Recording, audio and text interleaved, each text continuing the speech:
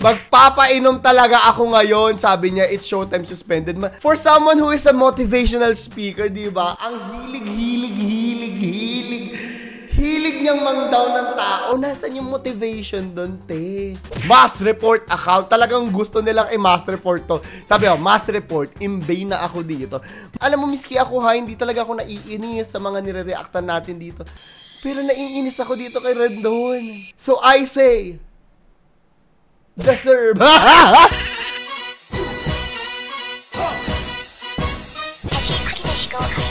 Kamusta 30s? Nako! Itong episode natin ngayon, ang dami naghihintay sa pangyayaring to. Hindi ko alam kung ano yung grounds. Pero sinabi dito, no, tingnan natin itong post ni Rendon Labrador. Sabi niya, binura na ako ng Facebook sa Pilipinas. Official statement will be uploaded in my YouTube channel soon. Pero, ang ano dito ay yung mga tao talagang tuwang-tuwa na mamaya tingnan natin yung mga post nila. At kung bakit Gina G? Di ba alam ko na mass report to eh, kaya ganyan siya. Tingnan natin yan mamaya. Okay, alis ha! Alamin natin natin mga pangyayari, pero bago natin ipagpatuloy yan, huwag nyo kalimutan na mag-like, subscribe, notification bell, at sagutin yung question of the day natin para sa 1,000 Gcash giveaway natin, nandiyan yan sa baba. After din itong video na to, pwede kayo pumunta sa aking gaming page. Lalagay ko rin sa ilalim yung link. Manood kayo, naka-live ako. Anyways, pisahan na natin, te. Panoorin natin itong video to muna. For 200 pesos, mind block po for 200 Hinold up habang naka-live. Hala? pesos lang siya. Agoy, meron pala tong gasgas sa gilid. So, ayan siya, mami. Sorry, may gasgas pala yan sa gilid. So, ayan siya. Bigay ko lang to, 150 pesos. Pero, ang bongga na yan. Sa gilid, lagyan nyo na lang po ito ng Mami Joy Llamas. Lagyan nyo na lang po siya. Meron siyang rubs dito sa may gilid. Ayan siya. Lagyan nyo na lang po siya ng black pen. Ayan, pwede nyo po siya lagyan ng black pen. Pero yung quality po niyan, tsaka yung loob nito is napakaganda pa niya talaga. Sa corner, meron lang po siya na gas-gas. So, my black. Halaga ako, sobrang scared siya. Pumasok nga. Dapa puta, ang scary. Totoo ba to? Hindi ko alam kung totoo to o acting lang ha. Barin yung mga lasi. Oh, barin yung lahat.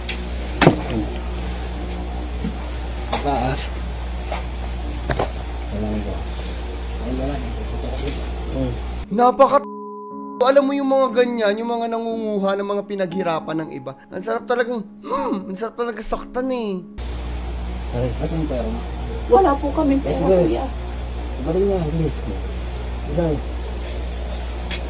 Biruin mo, di ba? Nananahimik magtrabaho yung tao. Hirap na napakahirap na trabaho po ng pagla-live. Nakakapagod po yan, sa totoo lang. Nagla-livestream din ako. Alam ko yung pagod ng preparation, yung pagdadadaldal mo.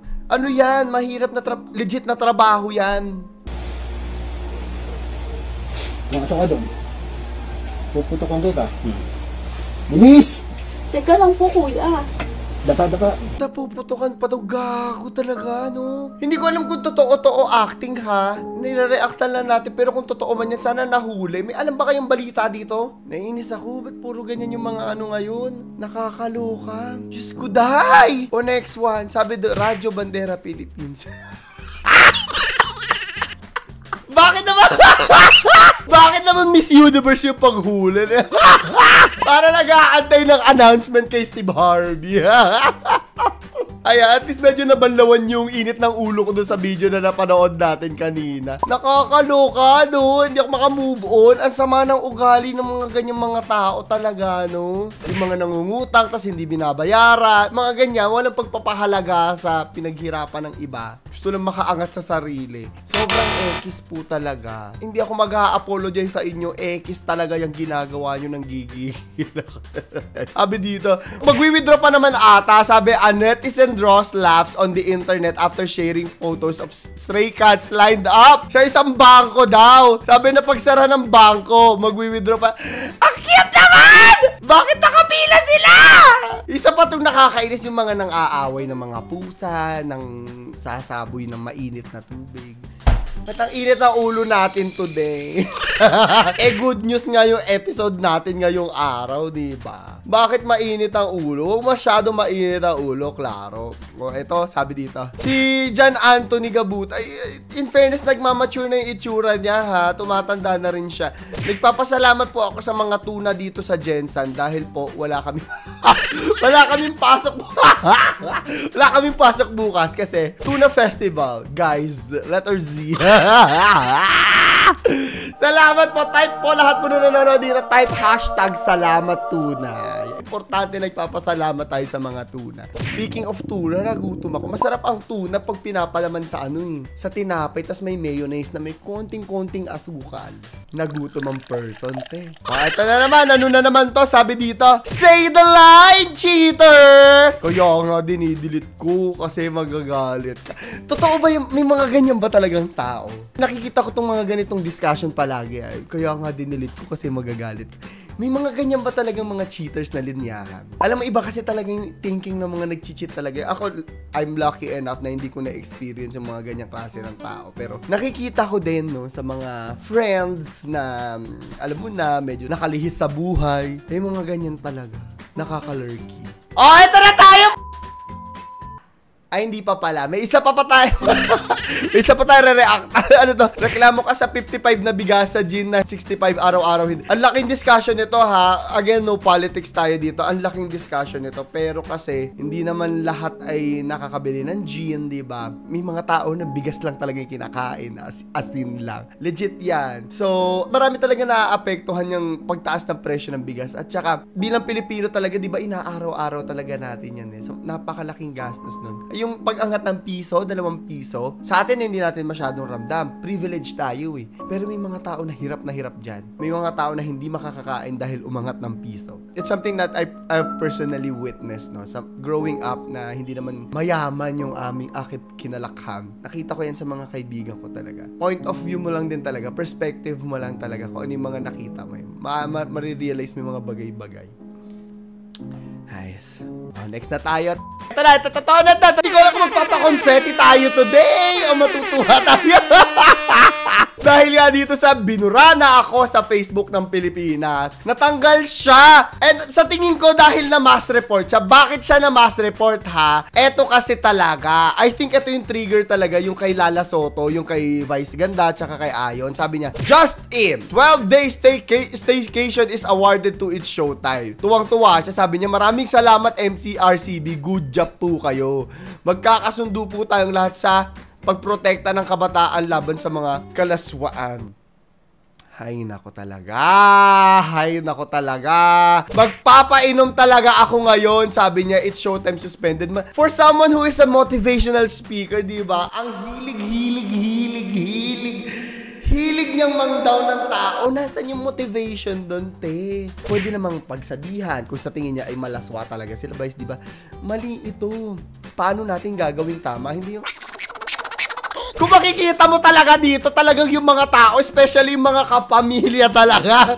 Pakita natin yung mga post na, ayan, no, mass report account. Talagang gusto nilang i-mass report to. Sabi ko, mass report, imbay na ako dito. Marami talaga nang gigigil sa kanya. Alam mo, miski ako, ha, hindi talaga ako naiinis sa mga nire-reactan natin dito. Pero naiinis ako dito kay Rendon. Dahil hindi talagang tama yung ginagawa niya. Hindi lang basta may grounds din talaga yung Facebook. May rason sila para i-terminate yung account niya. Hindi ko alam kung terminated siya. Wala akong makita kung permanente na ba ito o for the meantime lang. No? Kasi hindi na basta lang to opinion eh. Okay lang naman magbigay opinion eh. Lagi ako nagbibigay ng opinion eh. Okay lang na mag-point out tayo pag may mga bagay na sa tingin natin mali talaga, di ba? Kinaklock natin or ano bang tawag dito? Call out, di ba? Wala namang masama dyan. Pero ito talaga, hindi borderline, hate speech na talaga yung ginagawa niya kasi talaga, na parang lahat na lang, Diyos ko day, lahat na lang aawayin, lahat na lang mamasamain, diba? Pati Michael B, diba? Michael B nananahimik, papatulan, ano ba yan? So I say, deserve. Hindi kayo. Sa tingin niyo ba ha? Ito na lang din yung question of the day natin para kayong araw. Sa tingin niyo ba deserve niya na matanggal? Hindi lang ata ito Hindi lang ata itong Facebook. I think yung TikTok rin niya before this, no? And I think yung trigger din talaga is yung sa issue ni Vice Ganda. Kasi talagang dinidiin niya talaga Dinidiin niya talaga. Kaya siguro yung mga tao na inis na sabi niya, ups, it's time, no? And so yun yung tanong ko ha, deserve ba niya na matanggal sa social media, matanggal sa Facebook, lahat, di ba? Yun yung question of the day natin para sa 1,000 Gcash giveaway natin. Sabi nga nila, it's a good day. Charing lang. Kayo nang bahala, husga. Anyways, yun lamang po. Ay, teka lang, may sinasabi pa pala siya bago ako magpaalam. Pasensya na sa lahat ng taga-suporta at kasalukuyan na hindi ako makapaniwala at nagulat sa kawalan ng aking Facebook page. Gaya natin. Nagpapasalamat ako sa mga taong naniniwala at nagpapadala ng mga mensahe ngayon. Upload ko ang #official statement sa aking YT account tungkol dito. Pasensya na at paralisado kaming lahat dahil dito sa pangyayari. Taguro, 100%. Charing lang! Ito, nagjo-joke lang ako. Kayo talaga. So, yun lang po! Ito si Claro the Third. Nagpapaalam. Nasa ilalim yung mechanics ng 1,000 Gcash giveaway natin. At punta na kayo sa aking gaming page. Claro is Dead gaming page. Nagla-live ako doon every after upload ko. So, yun lang po. Paalam na talaga. Totoo na. Sure. Uy, wag ngayon yan po. Wow, wait lang. There's a hot. There's a cop. There's a hot. There's a cop. There's a hot. There's a cop. There's a hot. Cop. Thank you, Mom. In a rose. Thank you, Mom. That's my favorite. Tap, sure. Tap, sure. Tap, sure. Meow. Tap, sure. In a rose. Tap, sure. Tap, sure. Tap, sure. Tap, sure.